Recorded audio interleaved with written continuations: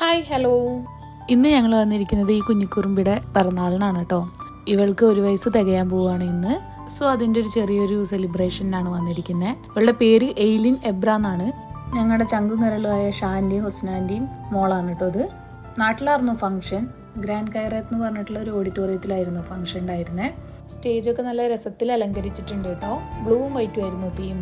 ആള് നല്ല ആക്റ്റീവാണ്. പക്ഷെ ഇടയ്ക്കൊരു വാശി പിടിക്കലും കരച്ചിലൊക്കെ ഉണ്ട്. പക്ഷെ പെട്ടെന്ന് തന്നെ കൂളായിട്ട് ചിരിക്കാൻ തുടങ്ങും. അങ്ങനെ എല്ലാവരും കൂടിയിട്ട് കേക്ക് കട്ട് ചെയ്തു.